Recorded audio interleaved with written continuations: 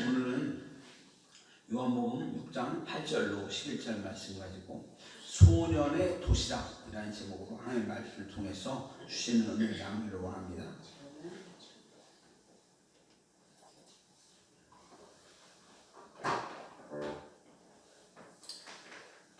고려 말에 우리나라가 이제 조선시대 이전에 고려시대 그 고려 말에 백성들의 삶은 정말로 가난하고 굶주린 삶을 살고 있었어요. 계속되는 원나라의 수탈과 흉년이 백성들을 더 힘들게 했습니다. 그런데 원나라의 서장관이라는 사신으로 원나라를 출입할 수 있는 한 선비가 있었습니다. 그 사람이 누구냐면 유명한 사람인데 문익점이라는 사람. 여러분 혹시 문익점이라는 이름을 들어봤는지 모르겠지만 원나라에 갔다가 그 나라에서 고려 백성들을 따뜻하게 살 수 있는 길을 찾아냈어요. 바로 목화씨였습니다. 수입이 엄격히 금지가 되어 있지만 이것만 있으면 백성들을 따뜻하게 살 수 있게 한다는 이 사실을 깨달았고 이것을 몰래 고국으로 가져오려고 많은 시도를 했습니다. 몇 번을 실패하고 잡혀서 옥살이도 했지만 마지막으로 붓의 뚜껑 속에 세 알의 목화씨를 숨겨서 들어오는데 성공을 했습니다. 하나는 싹도 트지 못하고 죽었고요. 하나는 자라나다가 죽었고 마지막 하나는 싹을 틔우고 자라면서 목화씨가 우리나라에 만발하게 되었어요. 수년 내로 고려의 마을 곳곳에서 목화씨가 만발하게 됐고 목화송으로 이불과 의복을 만들어서 백성들 추위를 이겨낼 수 있게 만들었던 것입니다. 아무것도 아닌 것이지만 작은 한 알이 목화씨가 백성들의 생명을 구하고 추위를 이기고 따뜻한 삶을 살 수 있게 만들었던 사실을 우리가 기억하게 됩니다. 한 사람의 작은 희생이 생명을 꽃피게 만들며 많은 사람에게 풍성함을 주었던 것을 우리가 기억하게 됩니다. 이제 오늘 다시 한번 우리가 본문을 보면 어느 목동이었던 다윗이라는 사람은요 자기 집에서 막내 아들이었어요. 양치기였는데도 아직 어린 아이여서 전쟁에 나가지 못할 만큼 소년이었습니다. 하루는 부모님의 부탁을 받고 전쟁에 군사로 징병됐던 형에게 볼 일이 있어서 전쟁터에 갔다가 이상한 소식을 하나 들었어요. 블레셋이라는 나라가 이스라엘을 쳐들어왔는데 이스라엘 장수 중에 골리앗이라는 지금 이스라엘의 신인 여호와를 모독하면서 자신과 싸워 한번 보자고 큰 소리를 치고 있습니다. 거인이었던 골리앗을 이길 만한 사람이 아무도 없어서 이스라엘은 덜덜덜 떨고 있는 상황입니다. 아무도 나와서 싸우지 않으려고 하고 있어요. 이때 다윗이 어린 소년이 조그만 소년이 징병도 되지 않았던 이 소년이 자원합니다. 어린 소년이었고 목동이었던 다윗이 자신이 나가서 지금 골리앗과 장수였던 골리앗과 싸우겠다고요. 아무도 싸울 사람이 없는 이때에 하나님의 이름을 위해서 물맷돌을 들고 나갔습니다. 거인이었던 골리앗과 풍채와 모든 면에서는 대적이 될 수 없었던 다윗은 하나님의 이름을 위해서 나갔습니다. 그리고 물맷돌을 집어서 던졌는데 골리앗의 이마에 정통으로 박히면서 골리앗이 쓰러져 버렸어요. 그리고 골리앗의 칼을 들어서 골리앗을 죽이게 됩니다. 다윗의 승리는 말도 되지 않는 엄청난 위대한 승리였던 것을 기억합니다. 무모한 도전처럼 보이는 이 행동이지만 하나님의 이름을 모욕했었던 블레셋을 묻히게 되었다는 것이 위대한 사건이고 이를 계기로 다윗이 사울 왕의 사위가 돼서 이스라엘의 이대 왕이 될 수 있었던 계기가 마련되었던 사건임을 기억합니다. 오늘 우리가 읽은 본문을 보면 예수님이 말씀을 전하시는데 많은 사람들이 예수님께 나옵니다. 얼마나 많은 사람들이 모여들었는지 아이와 여자를 뺀 5,000명, 실제로는 2만 명 정도의 사람들이 모여들었어요. 그래서 사람들이 모여들어서 2만 명 정도 되는 사람들이 예수님의 말씀을 듣게 됐어요. 그러다 보니 식사를 준비하지 못한 사람과 식사 시간이 너무 많이 흘러버려서 식사를 해야 할 상황에 빠졌습니다. 이때 예수님께서 제자들이 믿음을 알아보시고자 빌립에게 묻습니다.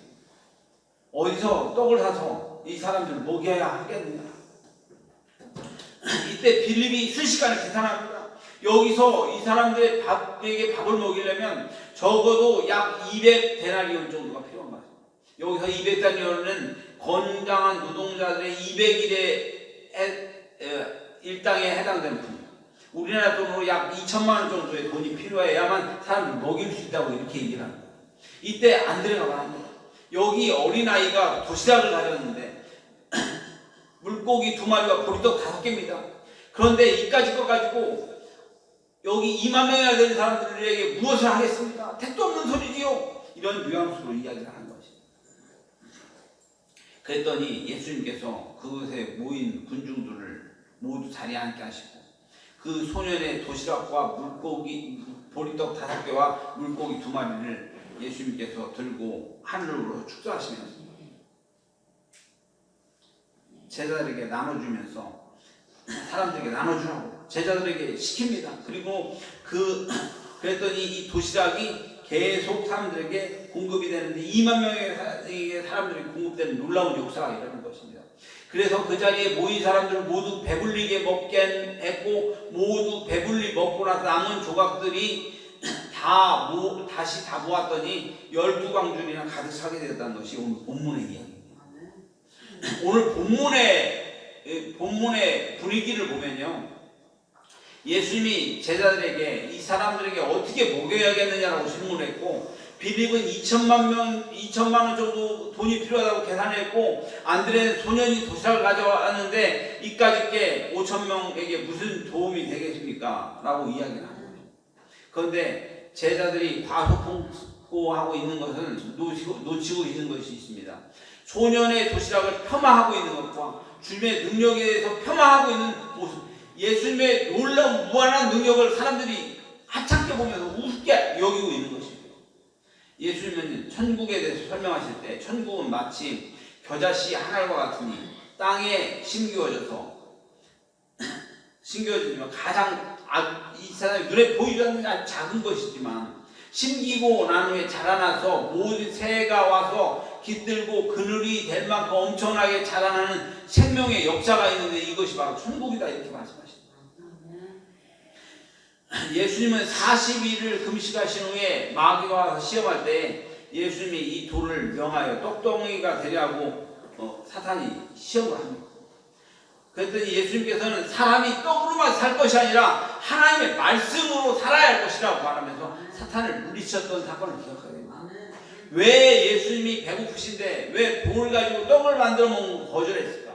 예수님은 이 땅에 오셨을 때 다른 사람을 구원하는 구원자로 이 땅에 오신 것입니다. 다른 사람의 생명을 살리는 구원자로 오셨습니다. 생명과 함께 하신 이 예수님의 하늘의 능력 가지고 자기 자신의 유익을 구하거나 자기의 구원하는 일을 위해서 오시지 않으시거든요. 예수님은 홀로 배불리 먹기 위해서 생명이 없는 돌을 떡으로 만드는 일 따위는 하지 않으셨던 것을 기억합니다. 그런데 오늘 어린 아이가 가져왔던 떡과 겨자씨 하나 같은 이 작은 것이지만 여기에는 겨자씨를 자라게 하고 풍성하게 하는 생명 자체이신 분이 바로 예수님이시라는 걸 기억하는 의미가 있습니다. 이 작은 헌신이 엄청난 역사를 일으키고 아이와 여자를 뺀 5천 명이면 모두 합치면 2만 명이 하면서 이 2만 명의 군중이 될 텐데 이 많은 사람의 생명을 살리는 풍성함과 변화의 역사가 바로 생명이신 예수님이셨다는 것을 기억하시는 의미가 아닙니다. 그렇다면 이 사건이 말하고 있는 얘기가 뭘까? 예수님은요, 작은 겨자씨 하나가 땅에 심겨질 때에 이 땅에 강력한 역사로 세상에서 큰 나무가 돼서 수많은 새들이 와서 쉼을 얻고 풍성함을 얻게 되는 놀라운 사건을 예수님께서는 오늘 이 일어난 사건을 통해서 예수님이 말씀하시고 있는 것입니다. 어린아이의 작은 도시락이 겨자씨와 같은 헌신이라는 씨가 되어서 생명 자체이신 예수님의 손에 들려지면 엄청나게 많은 풍성한 역사가 일어난다는 것, 이 자체가 표적이라는 것을 예수님도 보여주시고 있는 것입니다. 이 사건을 통해서 본문이 하고자 하는 이야기는 무슨 이야기입니까? 예수님은 생명이심을 믿으시는 은혜가 간절히 바랍니다. 도시락이 어린 아이의 손에 들려졌을 때 아무 일도 일어날 수 없지만 생명의 빵으로 오신 생명 자체이신 예수님의 손에 들려질 때는 놀라운 풍성함으로 5천 명이 아닌 2만 명이 아닌 그보다 더 많은 사람들에게 모여도 배불리 먹게 된 놀라운 기적의 주인공이 바로 예수님이라는 걸 믿으시는 은혜가 간절히 바랍니다. 연약하고 작은 헌신이라 할지라도 생명이신 주님의 손에 들려지면 엄청난 역사가 일어나고 많은 생명을 살리면 풍성한 기적이 일어난다는 걸 믿으시는 은혜가 간절히 바랍니다. 주님의 손에 들려지기만 하면 풍성한 역사가 일어난다는 걸 믿으시기 바랍니다. 제가 아까 예배 전에 우리 권유만 집사님 그 다리 위에 제가 손 얹고 기도를 했어요. 그리고 손족 집사님 다리 위에 손 얹고 기도를 했어요. 그리고 봉수형께 손을 얹고 기도했어요. 이 박광수 목사가 뭐라고? 저는 아무런 능력도 없어요. 그렇지만 뭐 이름으로? 예수 이름으로 기도할 때, 예수 이름으로 기도할 때 예수님의 손에 들려주면 엄청난 기적과 역사가 나타나면서 우리를 변화시키는 놀라운 생명의 주인이신 예수님, 그 예수님의 능력이 우리를 고치신다는 걸 믿으시는 걸 간절히 바랍니다. 오늘 이 도시락이 어린 아이의 손에 들려졌을 때는 아무것도 아니지만 그냥 도시락으로 끝나지만 어린아이의 손에 돌려졌던 도시락이 예수님 앞에 나가서서 예수님이 축사하셨을 때 능력 자체이신 예수님의 놀라운 능력은 무한한 능력으로 이 역사를 일으키며 기적을 일으키신다는 걸 믿으시는 내가 간절히 바랍니다. 저는 학창시절에요, 은혜를 받고 나서 고등학교 2학년 때 저희 인생과 삶을 주님께 드리고자 하는 마음이 불일듯 일어났어요. 원래 생각으로 공부 열심히 해서 성공한 인생을 살아보는 게 저 꿈이었는지는. 근데 고2 때 야간 자습을 끝나고 밤 12시에 이제 집에 돌아오게 되면 불 꺼진 그 부여당국교회, 저희 옛날 모교회, 그 교회 예배당에 들어가서 매일 밤 새벽 1시까지 기도하면서 새벽 1시에 집으로 돌아왔었던 기억이 있습니다. 밤 12시에 제가 기도했었던 것은 지금도 기억이 나는데 이 부족하고 작은 육신을 통해서 주님의 영광이 드러나게 하여 주시옵소서 라는 기도를 제가 간절히 드렸던 기억이 있습니다. 저같이 부족한 사람이 무엇이겠습니까? 저는 아무것도 아닙니다. 그런데 주님께서 저에 드리는 기도를 했더니 주님께서 저를 붙잡으시고 주님의 말씀을 전하시고 생명을 살리는 사역자로 삼으셨던 것을 기억하게 됩니다. 그렇다면 저와 여러분의 인생과 삶에 붙잡힌 보잘것없는 도시락 같은 인생이 우리의 연약한 인생이 아니겠습니까?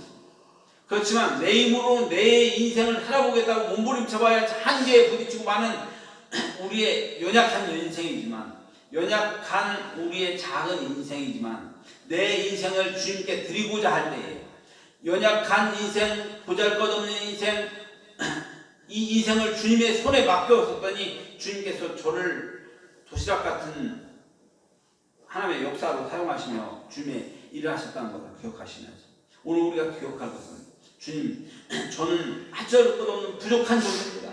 저는 연약한 존재입니다. 그러나 주님 우리를 사용하셔서 하나님의 일들이 이루어지게 하여 주시옵소서. 이것이 우리의 고백되기를 간절히 바랍니다.